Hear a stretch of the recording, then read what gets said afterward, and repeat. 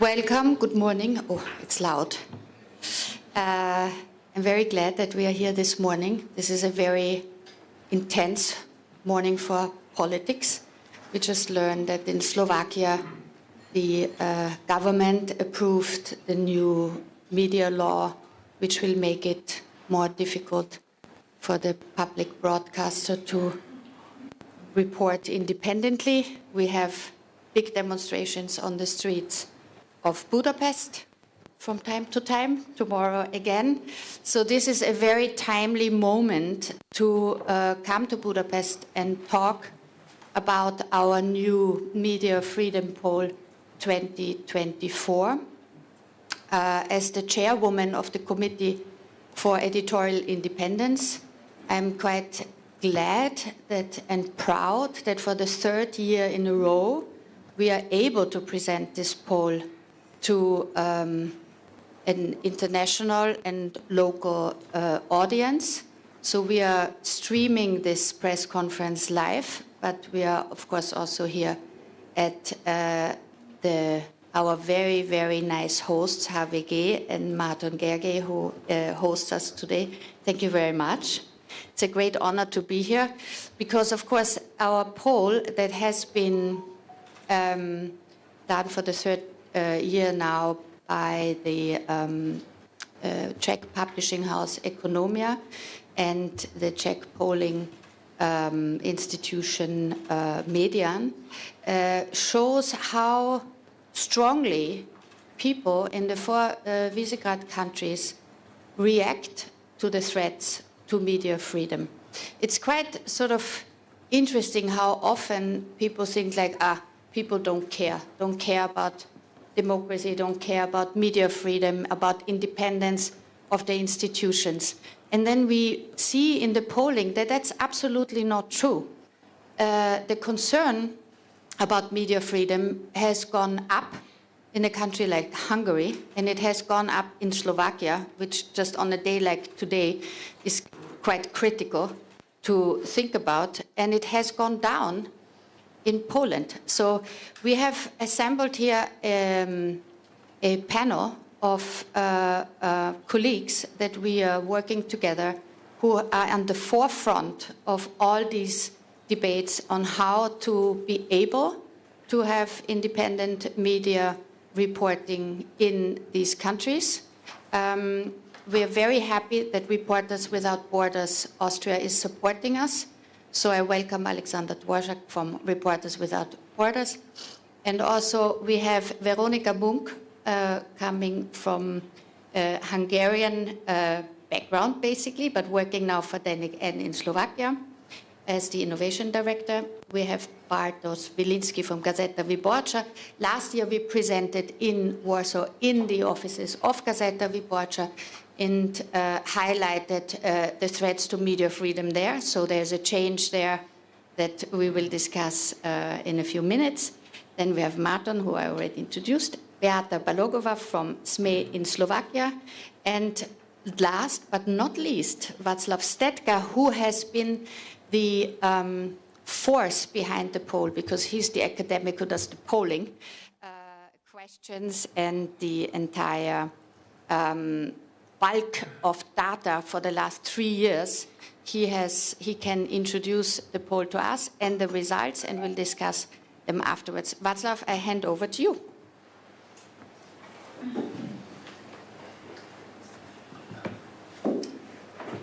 Can we get the presentation? All right. Good morning, everyone. It is my honor and pleasure to introduce you to some of the key findings from this year's Media Freedom Poll, which, as you have heard just now, we have been running since 2002 already, which means that we are able to not only map the most current state of people's opinions on media freedom, but also we are able to compare and track and compare them across those years, which is what I will be focusing on primarily in this short presentation. But before jumping into the results, just a few words about the methodology. So the study is based on a representative survey of adult population in the V4 countries, Czech Republic, Poland, Hungary, and Slovakia. The sample size has been around 1,000 respondents, and the data were collected by means of online questionnaires and telephone interviews during the second and third week of March by the Czech polling company Median. So what have you learned? Let's start by looking at people's concerns about media freedom, which has been one of the key items of our media freedom poll since its very beginning. And as you can see from this graph, majority of people in all V4 countries are expressing concerns about the current state of media freedom. The percentage of those who are concerned is currently the highest in Slovakia with 65%, followed by Hungary with 62%.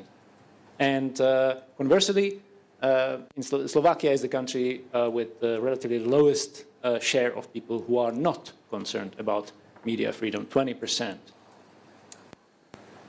Comparing these results with the previous years, we can clearly see, as has been already mentioned in the introduction by Tessa, that in Slovakia and Hungary, concerns about media freedom have grown by quite substantially, especially in Hungary. On the other hand, they have fallen quite significantly in Poland by 18%, and that's clearly something that we can connect to the last year's election in Poland, which resulted in the change of government. The elections have arguably also affected the rise of concerns about media freedom in Slovakia, which is even more easily to understand from this graph, which is showing only the percentage or share of people with the highest concerns about media freedom, those who tick the 0.7 on the 1 to 7 scale of concerns. And while the share is the highest in Hungary with 35%, the increase is by far the biggest in Slovakia, from 21 to 32.2%. So in other words, 1/3 of Slovaks adult population expresses the highest level of concerns about media freedom this year. Just like previous years, we have seen some interesting differences in the levels of concerns about media freedom across different age cohorts. So if you look at Slovakia, people who are most concerned about media freedom are the younger generations, 18 to 25 to 34 years old.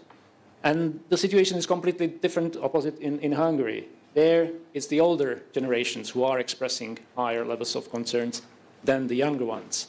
So I'm sure this is something for the panel perhaps to unpack, to comment on. People's concerns about media freedom have not only been associated with age, but they have shown interesting correlations with voting preferences, with political preferences, which we measured by people's votes in the last national elections. And for the purposes of this presentation, we're showing just the two main parties, or voters of the two main parties in each country. And as you can see, there have been some very interesting shifts, especially in Slovakia and Poland. So voters of the two parties that are now in government, Smer in Slovakia and Civic Coalition in Poland, are expressing much lower concerns about media freedom than last year. And conversely, the voters of the two parties that are now in opposition in both countries, the Law and Justice in Poland and Progressive Slovakia, are expressing much graver concerns about media freedom than in previous years. The situation among voters in Czech Republic and Hungary remains relatively stable, but interestingly, voters of Fidesz are now expressing significantly higher concerns about media freedom than last year, despite the fact that there has not been any election. Some of those shifts that I have just described are also reflected in people's opinions on the perceived threats to media freedom. So we ask people which of these institutions they feel represent a threat to media freedom in particular. And as you can see, in Slovakia, there has been a rise of people who are concerned about the government as the primary source of threat to media freedom, whilst in Poland, the percentage of those who are concerned about government as a source of threat has dropped quite substantially. Overall, across those 4 countries, digital platforms are associated with relatively lowest level of threat compared to the government, as well as compared to media owners or other business interests, which is a point which we will return to shortly in this presentation. Just like last year, we have asked people to give us their opinion on the value they place on having politically independent media that can operate independently from government interferences or censorship. And as you can see, across the board, there is a broad support for this value. There's been slight decline over the 3 years in the Czech Republic from 86% to 78%, but generally speaking, there is an overwhelming support for having politically independent media in all those countries. Likewise, there's been a stable support for the idea that media owners should not be able to tell their journalists what to write or say. In other words, support for the independence of newsrooms from undue interferences by media owners. Very much stable support across those countries without too many differences. There's even higher support, again, across the board for a political independence of public service broadcasters, even though there has been a slight decrease, just a minor decrease in a couple of countries, but generally speaking, the idea of having politically independent public service broadcasters is a very popular one in all the countries. There has been, however, a slight decline, or perhaps even a significant in some countries, of the idea that editorial autonomy should be protected at any circumstances. In other words, that newsrooms should always be able to decide what to write about without any external interference. So there's been a decline of support for this idea in Czech Republic, Slovakia, as well as Poland, by about 10% since 2022. We don't really know what's behind this trend. We know that this value is supported by older people and by people who are more educated.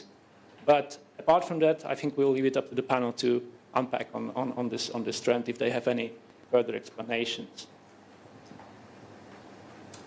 So far, what I have presented reflects people's opinions on the media as a whole. But this year, for the first time, we have also included a couple of questions in the poll that enable us to distinguish between different types of media in terms of people's perceptions of their freedom as well as trustworthiness. And if you, as you can see from this slide, it is quite clear that in all the countries, it's the online media, and especially, particularly social networking sites and messaging apps that are associated with higher level of freedom. In other words, people perceive them as being more free than the traditional legacy media. And the difference is most striking in Hungary and Poland, the 2 countries with arguably the biggest problems with regards to media freedom and independence. And that's not just the case for the perceived media freedom, but also the case for the trustworthiness. So in those 2 countries, Slovakia and Hungary, social media are perceived as more trustworthy than especially public service media or print media. Which is, I think, very, very interesting result. And if you look at the Czech Republic, it's the other way around. That's the only country which displays significantly more trust in public service media and print media than the social media. Obviously, the average scores are still quite low for all the types of media, but we are speaking about differences across these different media types. So moving on from how people evaluate or assess media freedom to what should be done to protect it, we have seen again a very strong support by citizens of all the countries, Visegrád countries, for strengthening of national legislation to safeguard media freedom. There's been some decline in a matter of few percentage points in the Czech Republic and Slovakia, but increase in Poland and Hungary for the idea that states should adopt stronger legislation to support media freedom. Economic support, the idea of an economic support by the state as a means to protect media freedom, for example, by means of tax reliefs or financial support, subsidies, that idea is far less popular in pretty much all the countries in the sample, as we can clearly see. And the Czech Republic in particular remains very skeptical about the state supporting media economically. However, there has been a continuing support for the role of the EU, for the more intense role of the EU to protect media freedom. Majority of people in all the countries are very much supportive for the idea of EU imposing sanctions on countries whose governments interfere with media freedom. There's been some drop in the percentage in Czech Republic and Slovakia, but again, an increase in this idea, support for this idea in Hungary this year.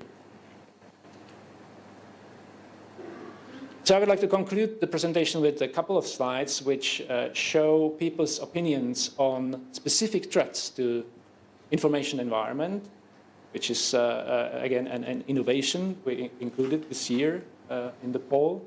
So we asked people about whether and how are they concerned about specific countries or other actors when it comes to influence on the information environment and public opinion in their country. And as you can see, Russia comes on top as the biggest threat to the information environment and public opinion. 67% of the people across V4 countries on average are concerned about Russia.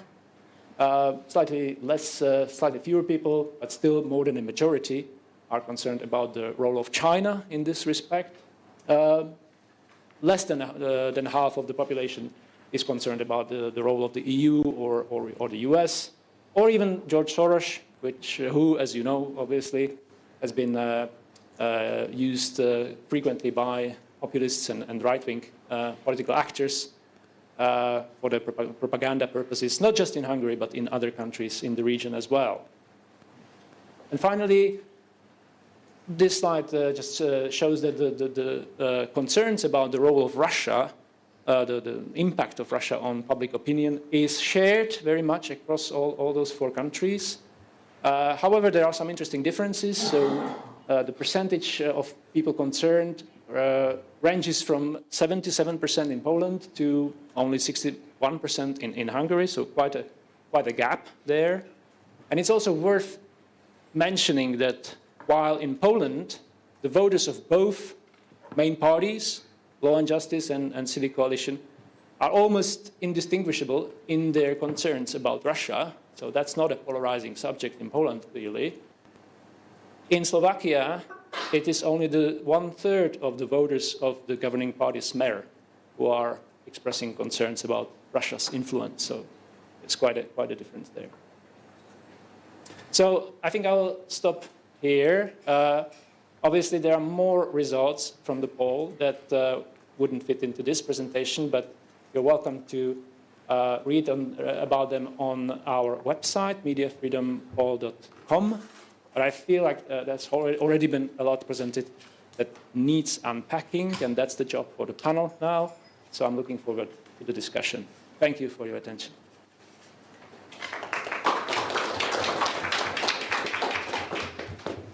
So there's a lot of information, of course, and not everything is also so easy to unpack because it's also controversial in itself in parts. Martin, let's start with you maybe, because we see that the concern about media freedom goes up in Hungary. We also see that it goes up at the Fidesz voters, so who are in support of the government, but maybe not entirely so anymore, as we see also if we connect it to demonstrations on the street. Can you unpack this for us? Yes, hi, and welcome to HVG. We are really glad to have you here. I would think that this trend shows the impact of a smear campaign orchestrated by the Hungarian government against the free media here in Hungary. It is called the Dollar Media campaign. So I would say that people who are now concerned about Hungarian media freedom are more Fidesz voters concerned about the media they don't see as independent, but we know it is. It is really a hard question to unpack because we see here the effect of this smear campaign.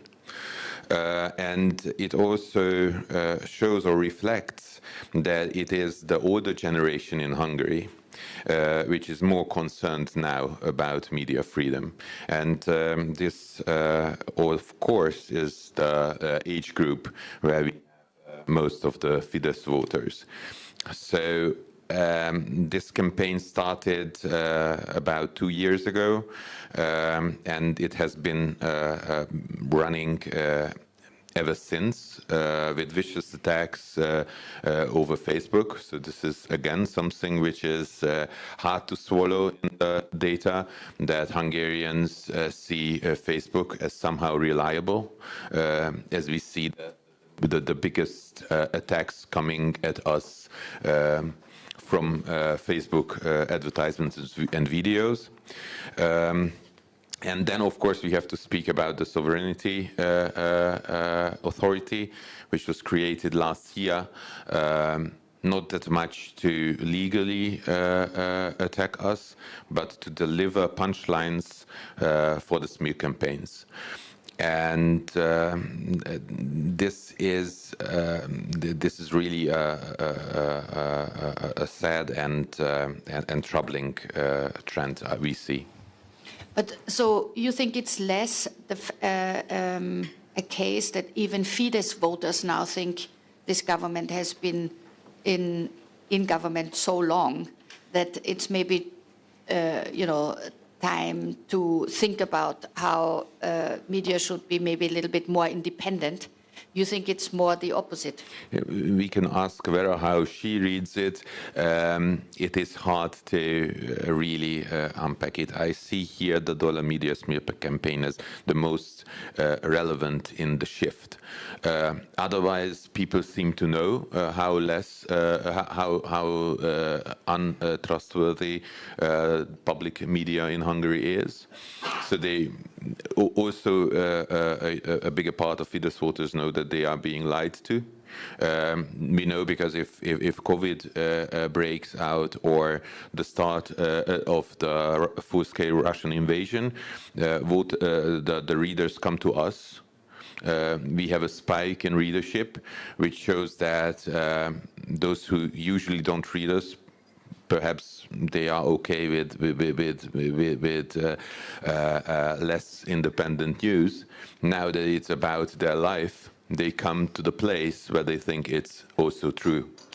So I don't think that Fidesz voters really believe in a full scale what they are being told to, but they don't seem really to care if it's not about life and death. And if it is, they know where to find the independent ones. Veronika Munk, you have been sort of one of the pioneers of critical and also independent journalism attempts with Telex in Hungary. You are now in Slovakia at Denik N. Could you sort of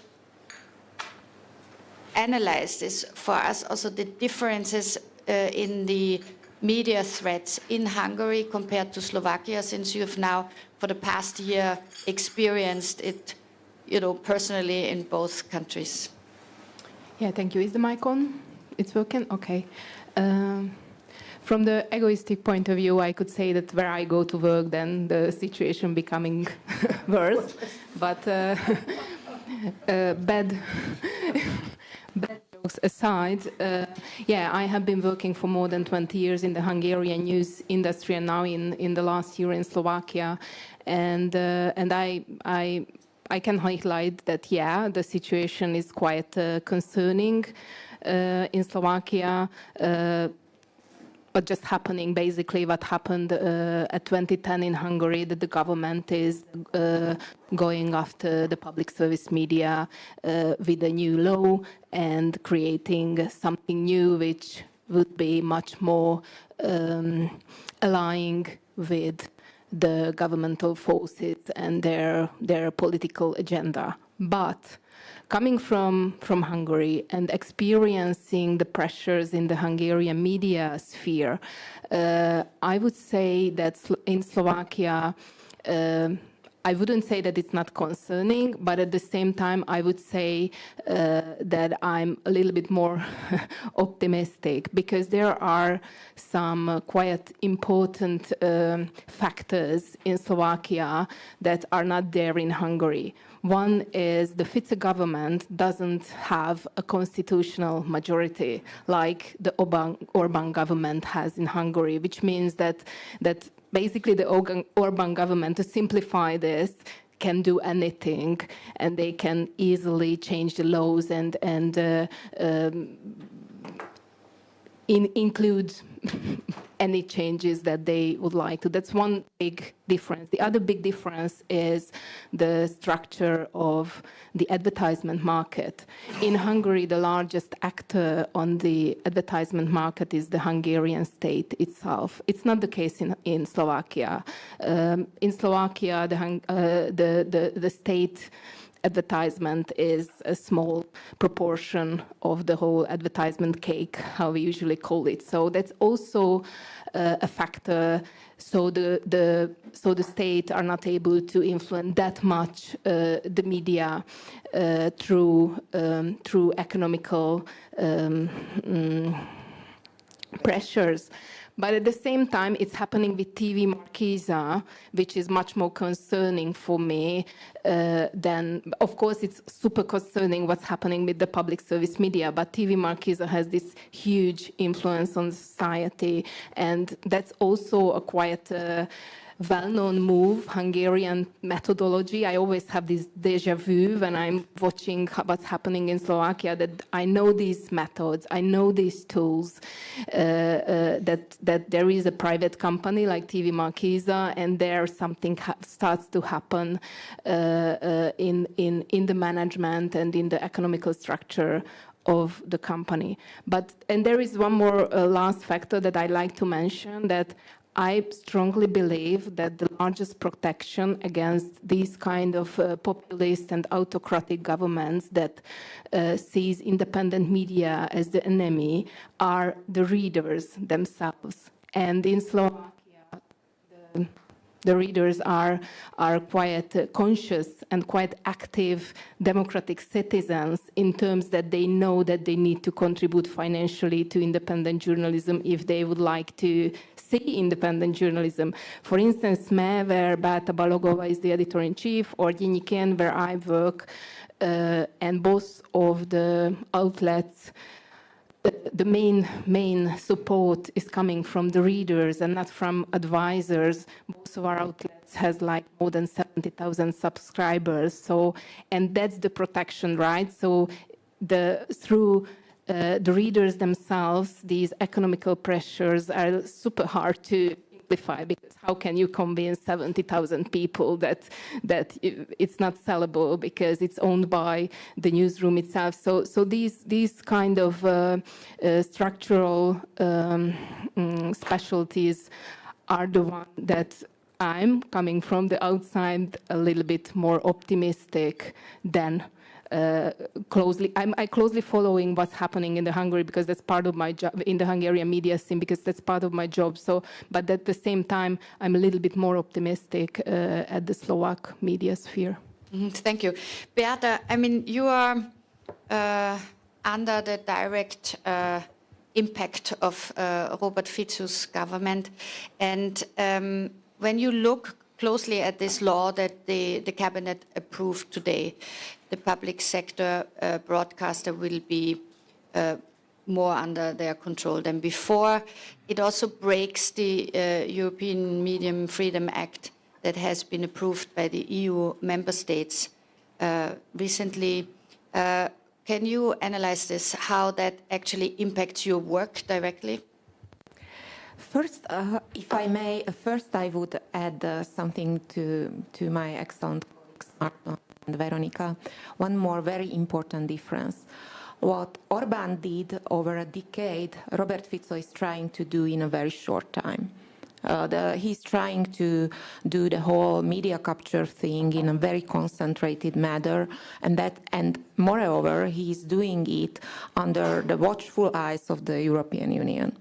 Because we have seen that the European Union has done some soul-searching regarding responses to Hungary, so Slovakia is now becoming the biggest test, the single biggest test on how the European Union is approaching its own values regarding media freedom. Then back to more concrete aspects of the law, which was passed yesterday. It's only passed by the cabinet. It still has to go through the parliament. The government already did some cosmetic changes to fool the European Union. For example, they left out the Program Council.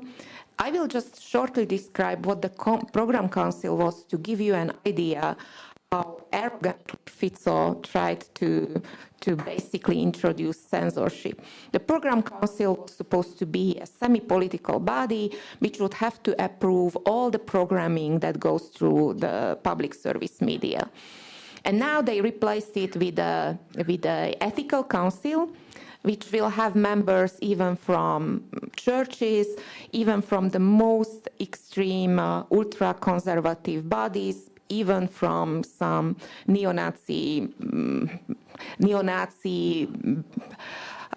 member-contained bodies. And the role, or basically what they will do at the television, will be the same. I have to add that the public television has always been a prey animal on the Slovak market. So any government so far, they always try to overtake the public service television. Just to illustrate, over the past 30 years, Slovakia has had more than 20 general directors of the Slovak public television. It means that whenever the power changed, they didn't really care about concepts of the public service broadcast, but they thought about personal changes. So I would blame really even the previous governments for not preparing like a clear concept. Even now, the opposition parties do not come up, with a counter offer saying that, look, we have a plan. So politically, there has never been a plan for the public service television. Veronica already said it very rightly that even more concerning are the pressures at private televisions, and it's not only Markisa but already TVOI, and the pressures now appearing on trying to push the reporters to do lighter content.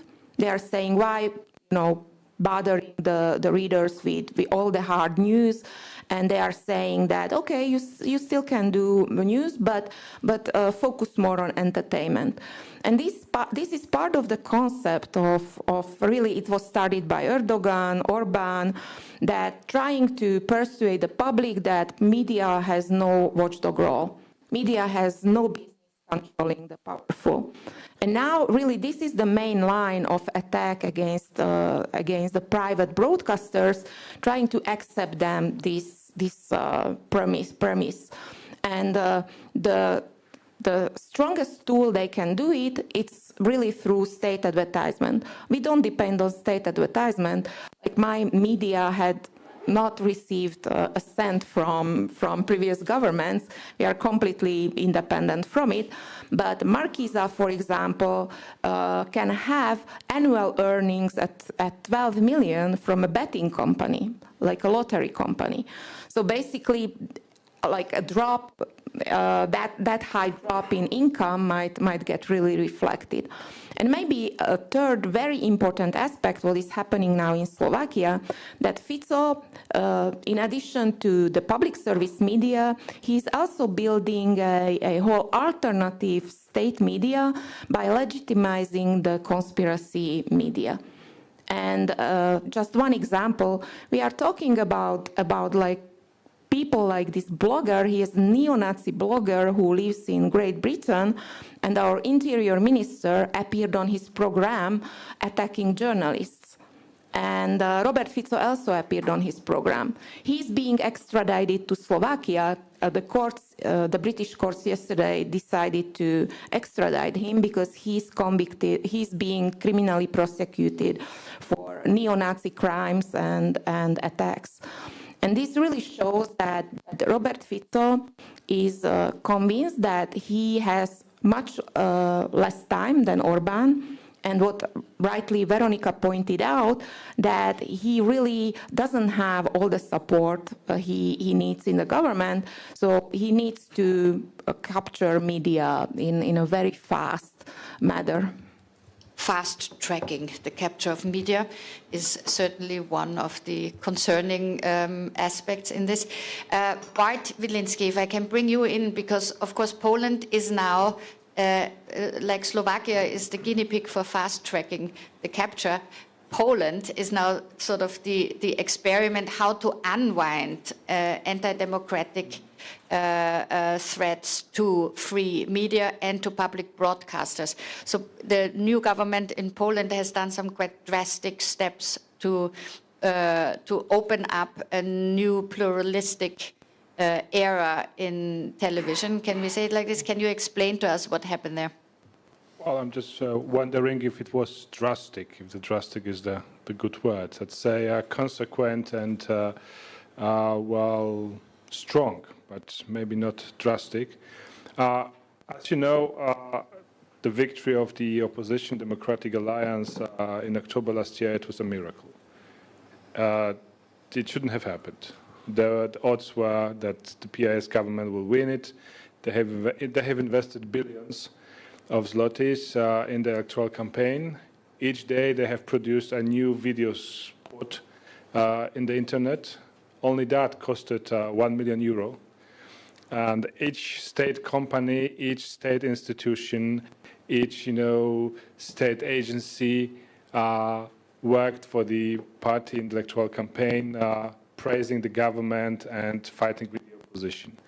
And they organized the referendum on the same day in order to increase the turnout. They did a lot, invested billions, as I said, and lost. And they lost because the mobilization of Democrats in Poland was huge, was unheard of. We only had such a turnout twice in the history, once in 1919 when the first election to the Polish parliament were held, and now. Unbelievable mobilization, and still the PiS won the elections, after all. They won, but they were not able to create any coalition with anyone, so that's why they lost and they have been ousted, and I believe they still can't believe how could that happen. And there were some thoughts in June, July last year, that they could lose, that there was a probability. Well, Orbán also had such thinking a year before, and they started some preparation in order to, just in case, if this unimaginable, impossible scenario would turn true, not to lose control over key areas in the state. And they have prepared a new law on the prosecution office in order to stop any prosecution against them. They fixed state prosecutor as a unchangeable person. You can't simply issue a decree saying this man is gone, we need another one. They did that with the foreign policy, that the President Duda should now be in charge of the foreign policy. And the third one was they have created such a structure in public television, public radio, which would render any change also impossible without having at least cooperation of President Duda. And President Duda is the loyal, fanatical PIS believer, so it was sure that he wouldn't support any change. And what did the government? Well, there was a risky move because they have made a parliamentary proclamation. It isn't a law, but it's just a proclamation of the parliament saying that Polish television should be, should not be party television anymore, but because the state television worked as a party television for 8 years. You know, they got 24 hours a day state propaganda, Russian style, sometimes North Korean style before the presidential election. That what they do, what they did for Andrzej Duda, there was a North Korean propaganda engagement. And the same proclaimed, the parliament proclaimed that this is over. And then the Minister of Culture decided to change the boards of Polish radio and Polish television. And of course, the PIS people said, this is illegal, you need to go our way, we have created a special institution who will do that, and this is illegal, we'll block it. And suddenly, there was December 21, we watched the public television broadcast, the info channel, and there was a guy having a speech on how bad the Tusk government is, that they are traitors, that they are against free media, against freedom of speech, and suddenly, pstrick, guy is gone. They simply got some people in the building of the television headquarters who simply switched off the broadcast. It was just like that. No police force was sent into the building. You know, no military intervention, no bloodshed, no fighting. Well, a person who knows how to operate this, you know, very complicated machinery, broadcasting machinery, simply went to the room, make a switch, pick. Thank you, guys. You're out. And that's how this should work. And it was so symbolical. That Jesus Christ, we've been fighting with those people for 8 years. They've been slamming us. They've been insulting us, labeling us. They started, you know, a vicious hate campaigns. People were beaten only because they were gays or lesbians on the streets. These were the effects of TVP hate campaigns against sexual minorities. People were beaten because they got brown skin. These were the effects on the hate campaign orchestrated by the public television against migrants. Mayor of Gdańsk was killed, was stabbed to death, also because of the hate campaign started by those people.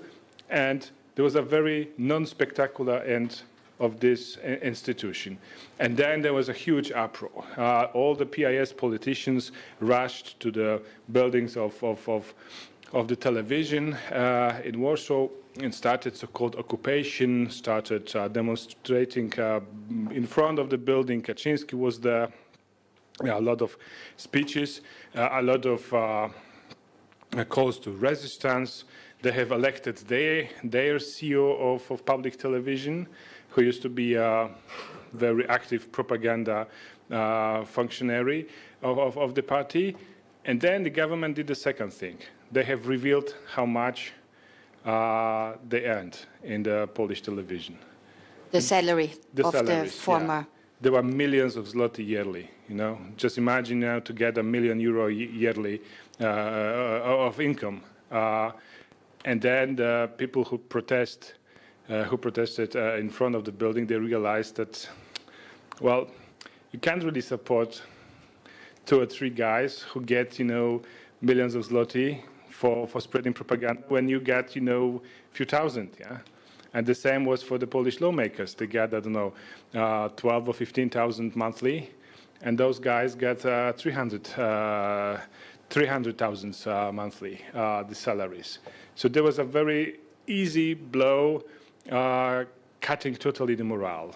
And, well, middle January, all the process ceased, and the television started to work normally.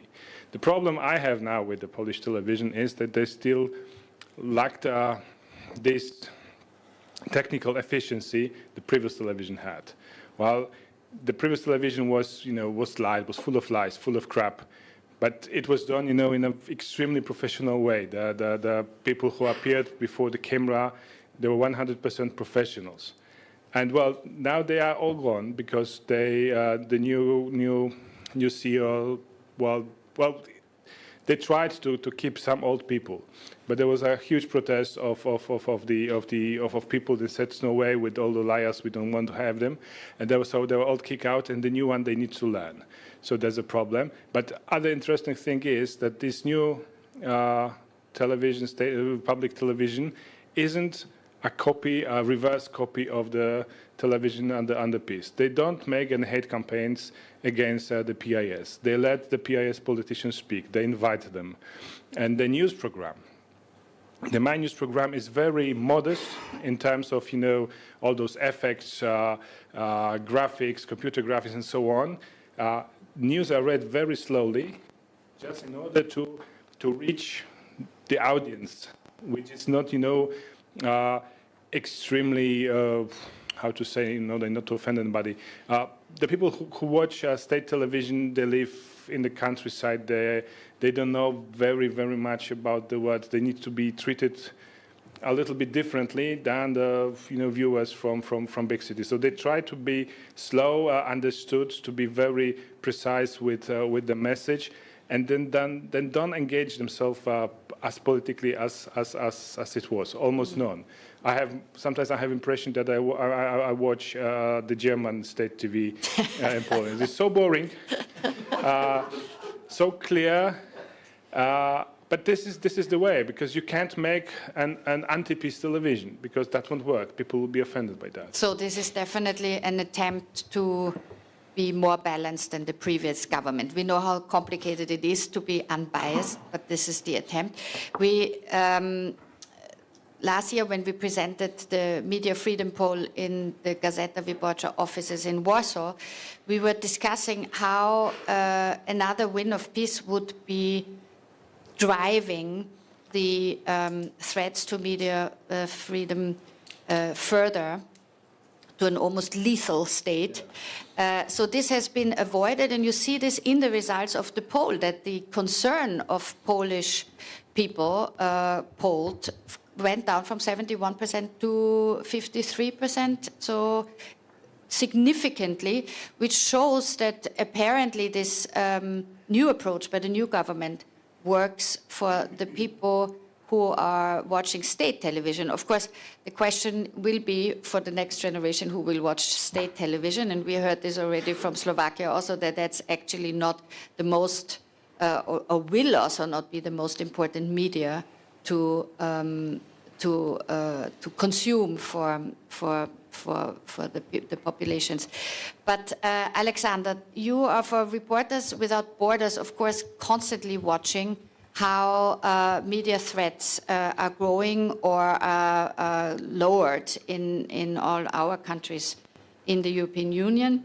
But specifically on this poll now, the battle, of course, for media freedom is never over, even if you have a new government, because you also have to watch how the new government in Poland is treating the public broadcasters, but every media that is there. Yeah, unfortunately, you are true. It's never over. But we have heard today so many bad news, also some good news from Poland. So I want to stress some other good news. And I really liked one chart in this presentation, and it was the overwhelmingly support for the political independence of media in all four countries. You've got 77% in Hungary, 84% in Poland, 79% in Slovakia, and 78% in the Czech Republic, who say it is important to have a political independence of media.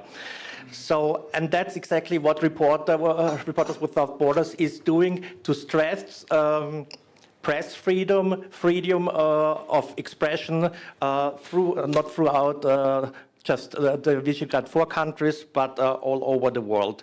And our main pillar in this concerning this is the World Press Freedom Index, published every year.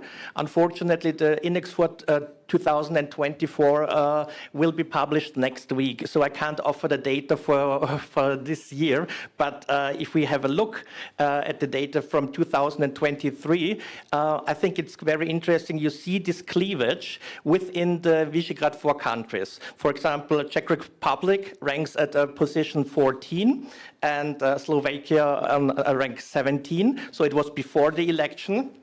Poland on rank of 57, also before the election. And yeah, unfortunately, to say it in Budapest, Hungary was on position 72. So I'm very curious about the findings of a 2024 poll. And I want also to stress, because in the West, often the Visegrád 4 countries are seen as a homogeneous mass, just because of some strict migration policies in all of the countries. So I strongly advise other European countries not to see this narrative and to watch all of the countries closely. Yeah, thank you. I mean, one of the results of our poll was also already last year quite surprising to me, that the European Union overall is seen as a protective force that should be called upon also when populations feel that their governments suppress media freedom in the specific countries. It shows now in our poll that the support for the EU is generally above 50%. So if you think how often we in all of our media, have negative news about the European Union, to see the European Union as a protective force, I think is quite significant that the people who are polled actually see it like this. We invited Vera Jourova to join us here today, the Commissioner for Values. She had to go to Slovakia, to Bratislava for meetings, especially under the aspect of the public broadcast media law being approved now there. But she sent us a statement over, which we will show you now, if we can. Ladies and gentlemen, I am pleased to speak to you at this important event. I would like to thank Economia's Committee for Editorial Independence for commissioning the Media Freedom Poll for a third year in a row. I would also like to thank AVG for hosting us. Today's results show that citizens in V4 countries want the media to be independent from political pressure, but they have concerns that this is not the case. We see that concerns are increasing in Slovakia and Hungary, while they are decreasing in Poland. And citizens expect the EU to take strong action to protect media freedom. This expectation was my personal inspiration when, together with the colleagues in the Commission, we were breaking a new ground on the EU media policy. First, the EU has adopted the Media Freedom Act, the first ever EU law to safeguard the independence of the media. A key aim of the Media Freedom Act is to shield the media against state interference so that they can inform citizens freely without fear or favor. The Act includes a series of rules on the transparency of media ownership, the fair allocation of state advertising, national rules affecting the media, and the assessment of concentrations in the media sector. It also includes specific safeguards for public service media which should serve citizens, not one party. The new law also asks online platforms to pay specific attention to content produced by independent media. The Media Freedom Act will apply by the end of the next year. A second key piece of legislation is our directive against abusive litigation, the so-called Anti-SLAPP directive. Its aim is to protect journalists from unfounded lawsuits aiming at censoring them. Finally, the Commission also presented recommendations to Member States to improve the safety of journalists.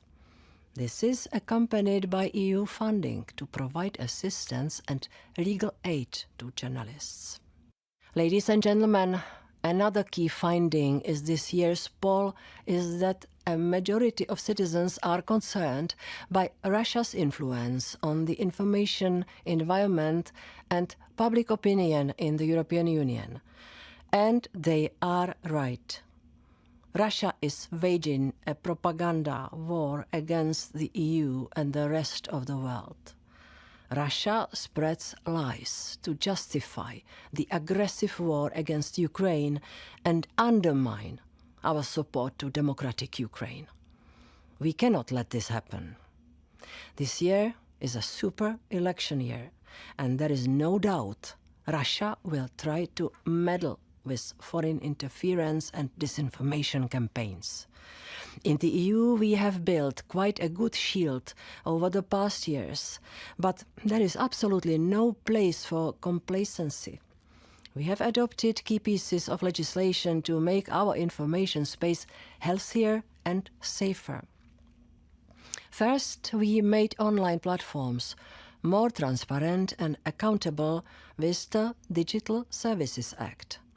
Its enforcement is ongoing. Second, we have the AI Act, which addresses the risks of AI and includes transparency requirements. Third, we have strengthened our anti-disinformation code involving a wide range of signatories. We fund the European Digital Media Observatory. We also welcome initiatives by the private sector and civil society to do more to strengthen democratic resilience, increase media literacy, and awareness of the people. This needs to be a collective effort. Fighting against disinformation and supporting media freedom are two sides of the same coin. Independent media play a key role against Russian propaganda and disinformation efforts.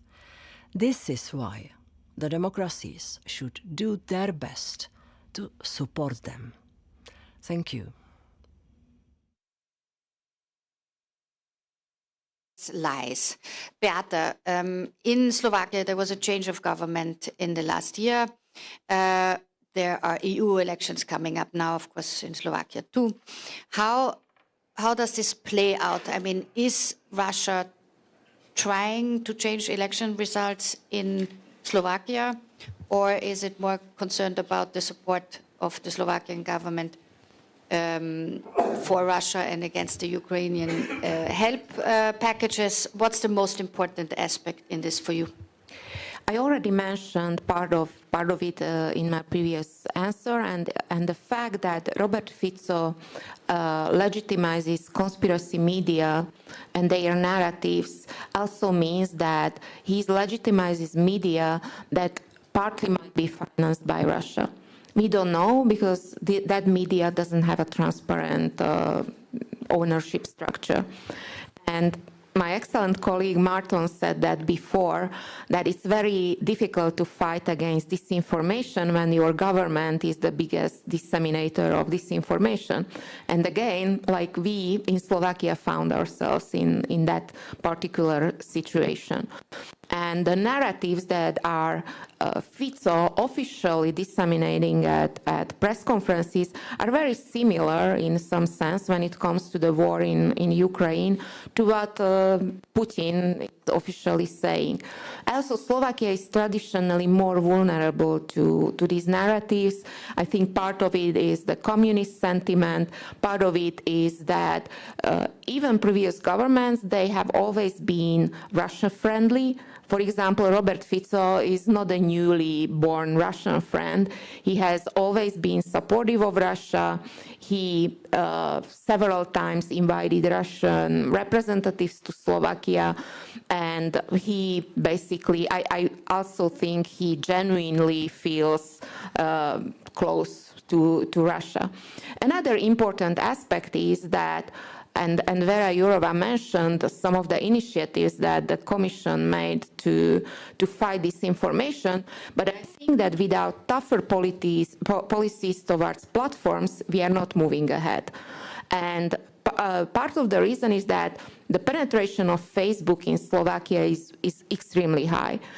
85% of the digitally active population are on Facebook, and according to polls, a very high percentage gets their information from Facebook, from their platforms.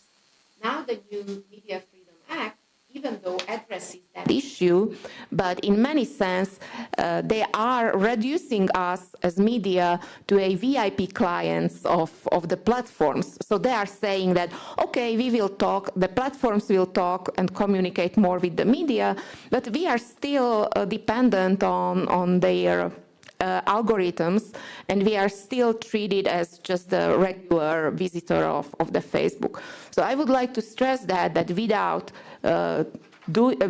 achieving a change in this aspect, we are not moving ahead. Veronica, I know that you have to head back to Bratislava, but I wanted to bring you in on a point that Vera Jourova also made on independent media, how to strengthen independent media. And you are sort of a champion of journalists also taking this into their hand themselves and not only waiting for governments to treat you friendly, but also sort of find your own supporter base and your own financing.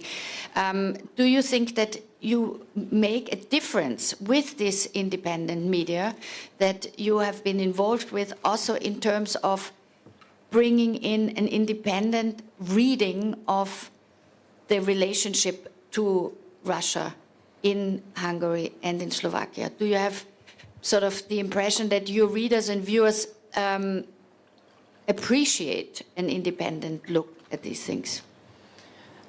Well, it is hard to answer, but going back to the first part of your question about this whole economical part of this story, is that we can talk about journalistic independency, but we are not able to talk about it if we don't talk about financial independency, because if we don't have money, we are not able to fulfill our mission. So that's a super important part. And in these kind of countries like Hungary and Slovakia, where the economical background of the possible sources of revenue of the media companies is becoming harder and harder because of the political influence on the market. I believe what I already said in my first part of the speech, that it's going back to convince the people that, like where they used to buy print newspapers at the street by the newsstands, they need to contribute it financially online as well. And that is the largest protection ever that's possible. So I think we still need to educate the societies to make them understand that quality journalism is an expensive thing to do. And I think this process is becoming better and better. And for instance, what happened with us, we had to leave our workplace 4 years ago with the whole newsroom in Hungary called Index because of the political pressure on the company, and the team could launch a new super influential news organization. It shows that it's possible. So I think it's a good sign for everyone that you can say no, even in countries where usually people don't say no. And the other part of your question regarding Russia, what we see at Děníken, that our readers are super interested in everything what's happening on the battlefield still. We have this format that my colleagues, since the war started, every single day we publish a summary. It's not just like a news piece, but like an explanatory, in-depth format where we explain what's happening, what is the important part.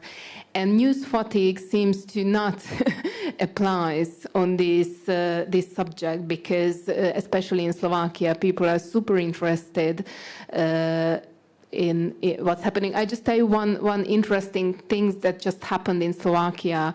There was this civic initiative that people wanted to contribute to Ukrainian, to help to support Ukraine, and in 2 weeks, I believe, this initiative collected 3 million euros in 2 weeks to support Ukrainian forces. So I believe it was mainly because independent media fulfilled its mission to educate and inform people about what's happening. Therefore, the civic society could react in terms of money and crowdfunding as Very well. interesting.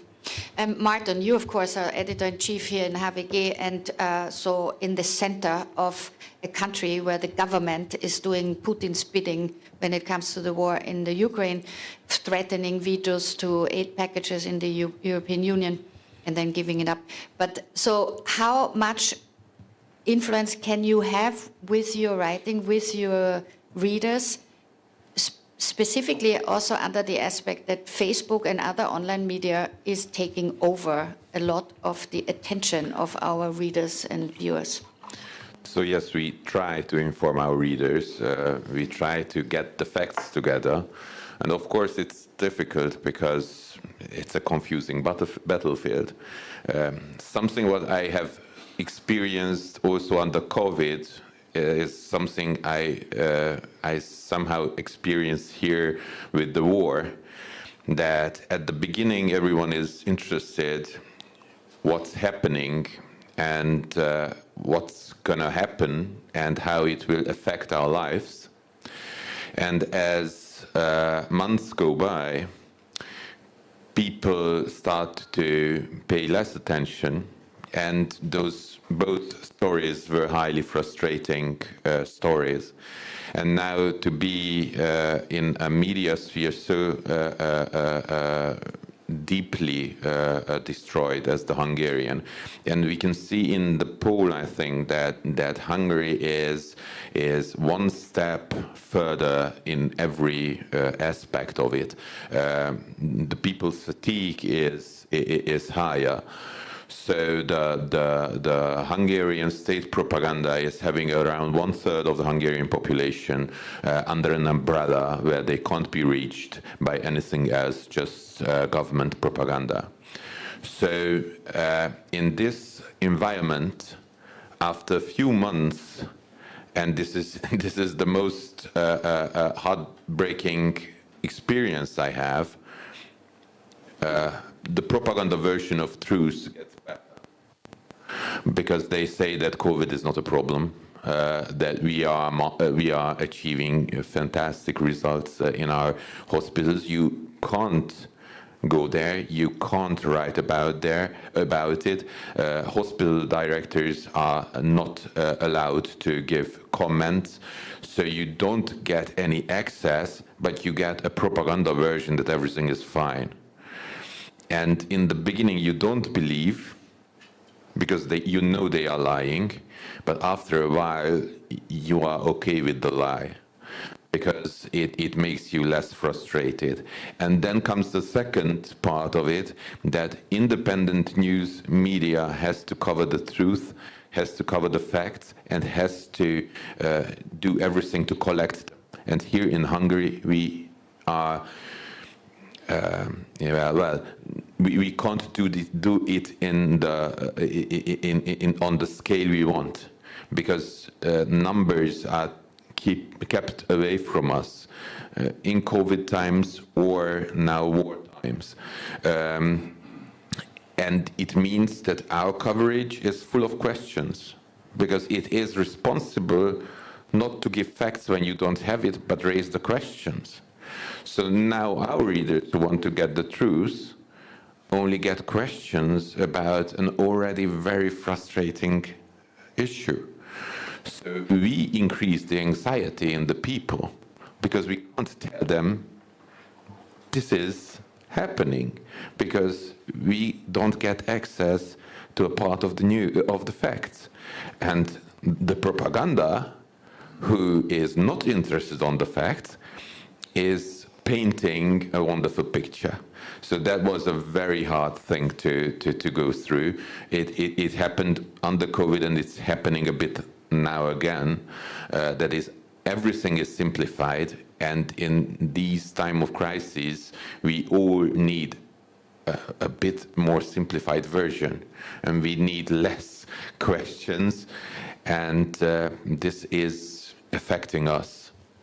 Well, the attention deficit, of course, goes around everywhere. People want faster, quicker, and less complicated news generally. Bart, can you come in here quickly on, if you look at the poll, the threat level seen by Russian influence is higher in Poland.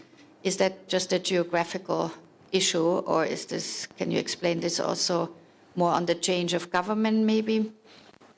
This is a geographical issue, this is a historical issue. We made a lot of bad experience with Russia, which is obvious, and that what Poles fear most now is that war will be extended, that there will be escalation, and NATO will be attacked. And if NATO is attacked, then Poland is the front country, and we'll be also waging a real war. So there's a fear that the war that we could be next, but it doesn't reflect on government's policy that now we need to appease Russia and we need to withdraw ourselves. Now that the new government says we need to do more for Ukraine, to support them, to stop Putin on the Ukraine in Ukraine, to make him not go any further. This is the political line, and I don't see any radical change in the social moods. The Polish-Ukrainian relation was always hard. That was a miracle what happened after war broke out, this huge solidarity and openness, these brotherly connections. Before that, it wasn't that easy. It wasn't that, nice. We have also historical issues. The Poland used to colonize Ukraine in the history, and there was a Ukrainian bloody reaction to that. This is a dispute we can't solve easily. But that's what I see is that the Russians, they try to work with Polish society, and they can't do that in a way they use it in Hungary or Slovakia. They can't say openly saying, Mr. Putin wants peace, or Russia is the better country than United States or than the West. They do it differently. They see this tragedy in Polish-Ukrainian history, and they try to go deep into that to make all the old wounds to bleed again. So they have the people who spread informations about, how Ukrainians were cruel toward Poles in the past. The other thing is to instrumentalize the situation of Ukrainian refugees living in Poland, and not only refugees, because before the war we had 1 million of Ukrainian migrants working in Poland. They are backbone of our industry in various places. So now we see a lot of fake news related to Ukrainians. For instance, we had a tragic incident in the city of Szczecin. The car driver rammed people on the street and killed few or severely wounded a few persons. And immediately somebody started to post that the driver was Ukrainian, that he was the Ukrainian, and the Ukrainians are guilty. Of course, he was not Ukrainian. It was proven, it was debunked. But there's someone watching very closely what's happening in Poland. And each time you get such an incident that somebody got killed, there was a brawl and somebody got stabbed, immediately they say these are the Ukrainians. The most, stupid stuff. And I'm just thinking still, this is 2 years old, but I'm still thinking, how could that work? We observe on social networks warnings that Ukrainian women could seduce Polish men. So Polish women, beware. Those beauties from Ukraine, they could do dirty tricks with your husbands. Wow. Of course, I mean, this is one of the big issues, I think, to watch, and we see this also in the poll, that of course the messaging apps, the WhatsApp groups, the Telegram and Signal channels, plus the older ones like Facebook, are openings for Russian propaganda tools to come in and influence all these countries that we polled in, and also all other EU countries, of course, like Austria. Alexander, there's a particular sort of far-right groups in these messaging apps that are going wild, which might be also battling there on behalf of Russia. How does Reporter Without Border look at these ongoings?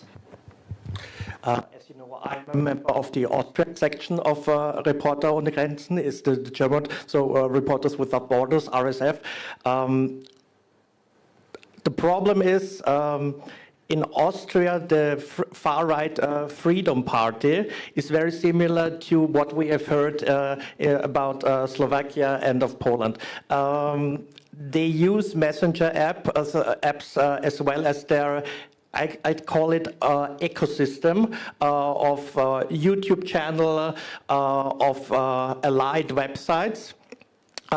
As platforms, because the so-called traditional media outlets have always been very critical of the Freedom Party. So this was their way to present the kind of alternative news, or I would say create a parallel universe. So it doesn't matter if it's a website or if it's a public broadcaster like the Hungarian, which was one of the first targets of Viktor Orban when he was re-elected, and the press agency. It's about the content and the context which appears then. So as the Freedom Party has been part of coalitions in the past, but never been in the ruling party in the chancellery in Austria, they didn't have this access to this power instruments of the media, which is in Austria also the public broadcaster ORF, and so they always try to delegitimize the public broadcaster, and also, for example, they want to abolish some of its channel. But if, and I guess in autumn we've got the general election in Austria, and by now the Freedom Party is leading with 28%. This means next party, the Social Democrats, is there's a 5% gap between them. And if they are in power and they also rule in the chancellery, then there could be perhaps be the switch that they're not interested in destroying the public broadcaster, but to get influence within the public broadcaster. Thank you very much. I would like to open for questions from here and also online. I don't know if there are any at the moment, because we can, of course, talk to each other for another 2 hours here. But if you have any question, this would be a good time now to ask it. Because you can also think about it. We can also go to Václav for the trustworthiness of the media. As we said, if you look at the graph, you see that actually the messaging apps, especially in Poland, have a huge trustworthiness. How do you explain that? Well, maybe a word of clarification. They don't have a huge trustworthiness, but they have a relatively higher perceived trust than the other types of media, which is interesting, and the same pattern we can observe in Hungary, as I mentioned during the presentation. And I think it's really down to the fact that over the course of the last 10 years, in Hungary definitely, in Poland maybe few less, there has been a substantial damage done to legacy media in terms of trust. And that damage has been done purposefully by the government and also by the journalistic practices, actually, the practices of journalists working for those media outlets that have been associated with right-wing government propaganda. So it's, in a way, a natural cause of these years of damage But it is a dangerous path, in my view, because obviously, as we have discussed already, it's relatively easy to spread propaganda and disinformation, whether from Russia or from domestic actors on social media and in messaging apps, which are becoming, as was mentioned, a specific sort of disinformation ecosystem in their own right. And the fact that people are now turning to these media can mean, of course, on the one hand side, that they don't trust the legacy media and they feel they can express themselves more freely and obtain even information which is unfiltered by the government in Hungary. But at the same time, they are becoming relatively easy targets of propaganda and disinformation campaigns. So it's a spiral which is turning faster and faster, and it's not really good news. I would like to add just one example. Martin already mentioned the interest peaking under COVID. During the last elections, Daily SME was again a leader of the market. It happens during every single election night. Even people who would under other conditions watch conspiracy media, they go to SME, they go to Deník and Actuality to get the information. And I think that this shows that still there is a niche of information when they feel that I need very correct, clear data information, I go to the traditional media. And I would also add that propaganda media is, I think, purposely made so miserably because it helps to create an overall picture of an untrustworthy media ecosystem. So they are not so bad because they couldn't do it perhaps better. They are so horribly bad to aim us and to somehow drag the trustworthiness of the overall media sector down. And now we have a new threat here in Hungary because for the first time in 14 years, we had for 14 years a populist movement in the government, which is actually rare, and it speaks of Orban's political talent to have been able to play the anti-elite populist movement while maintaining a two-thirds majority in the parliament. And for the first time right now, we have a populist movement which is in the opposition. And we see online harassment, attacks on single journalists rising through this shooting star coming with a never seen backing in the last 2 months. And we journalists here in Hungary were used to the fact that those who are attacking us have all the necessary means, so they close papers ahead of you, they shut down the whole newspaper, but they don't hunt down single journalists and editorial teams. And with the rise of a populist oppositional movement, this is what's happening. And I think it will be very important in Hungary to step up and defend all the journalists who are doing their jobs in understanding this new phenomenon and sometimes not being in favor of the new phenomenon. And we experience it here as well, and we have to defend our colleagues who have been portrayed as being called names. This is absolutely horrific what's now happening, that with all the attacks coming from the government, we now have a movement which FPÖ style or AfD style attacking Hungarian journalists and media outlets. This is very concerning, of course. I wonder, we'll come to the questions in 1 second, just if the EU sanctions that the Media Freedom Act are putting into the room, if you feel that this could be of help either from protection for the government or from oppositional populist forces. Before answering, may I add something to what Martin said? Because of the... Can you hear me properly? Okay, thanks a lot. Because of the smear campaigns of the media and for doing themselves a bad job for delegitimizing the media as a whole. I think it's totally true what you say, but there is also a second narrative of it. It's the narrative of the so-called system media, as the Freedom Party says, against this kind of alternative media. This media which tell the truth as the only ones. Well, for example, you mentioned COVID, and so this alternative media said, the government wants to lock you. So the government is the system, and the system media also propagate it. And they are not critical, they just say what the government wants. And not just the government, but also the opposition parties who, which are not in favor of this kind of alternative reality.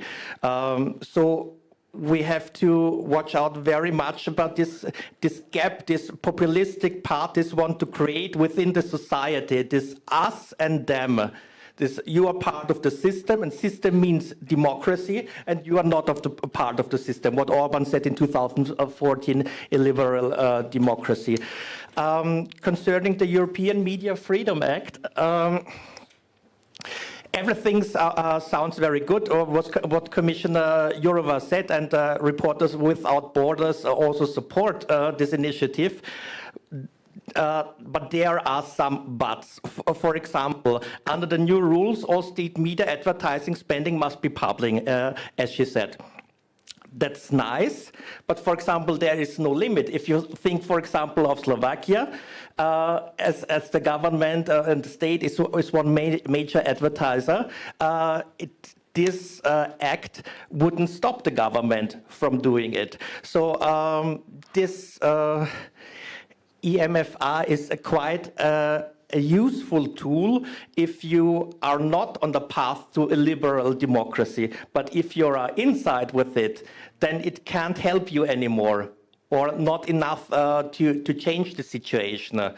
And for example, I read a quote from my distinguished colleague Agnes Urban from Mertec think tank, and she said about choosing the director of a public service outlet, which should be transparent, considering the act. And for Hungary, she said it's absolutely easy to manage an open tender in such a way that the pro-government figure will win.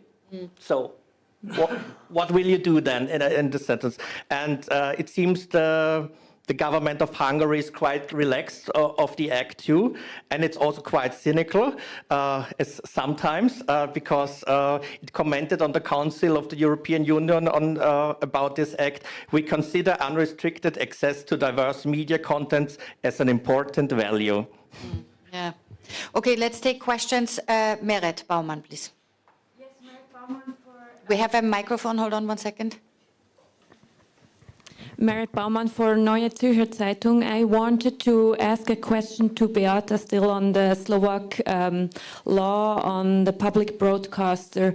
You mentioned that in the polls in Slovakia, your media is seen very trustworthy. How is the public broadcaster seen?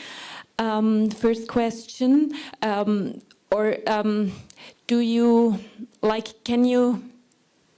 can you see that Fico sees the public broadcaster biased or overly critical towards this government? And then you talked about the situation for TV Markisa. Can you elaborate a little bit what is happening there? Thank you very much. As for the public broadcaster, I think Fico knows that it is among the media which was the softest towards his government. So he created this narrative that the it's a human right question to check the public broadcaster, because massive human rights violations are happening there, and massive biases, and that the public broadcaster has become an anti-Slovak element, which if you would watch the broadcast of the public broadcast of the RTVS, you wouldn't get that sense. Also because they have been trying to be more careful, because the public broadcaster still depends on the government. They are getting money from the government. So because of the unsolved situation of financing the public broadcaster, it has always been in a kind of dependent situation. I think that Robert Fico understands that the public broadcaster is still watched by people who wouldn't really go to any other media, because we are talking really about smaller villages, we are talking about the older generation, and also this is the easiest way. He can just get it without much effort, and so that's why he created the whole narrative around the broadcaster being biased. It gets back us to also the idea that the public, in their understanding, means state. And one of his coalition partner, Andrej Danko from the Slovak Nationalist Party, has several times said before that they have a state media in their mind. They feel completely entitled to moving into the public broadcaster, and they consider it completely normal. Also, because of the deals they made before shaping the government, the media agenda went to the Slovak National Party. It's really a party that includes ultra-conservative forces, neo-Nazi forces, the least professional people in politics we have ever seen. And just to make a point, our Minister of Culture, she's a former anchor from a pro-Russian TV station, and she's now in charge of media. She still, even though being a minister, she still appears on that channel, pro-Putinian channel, explaining her moves. Regarding Markisa, over the past 2 or 3 weeks, we had intense conversations with people, and even the most popular or outspoken reporters are not making public statements under their name. They describe the situation, and it really shows that they also have some contracts that bind them not to really openly talk. But we can see that they are trying to scale down the volume of political reporting. That's one. And Markisa also has a very widely watched television debate. And Fico early on said that they are going to ignore television debates. It means they are killing them.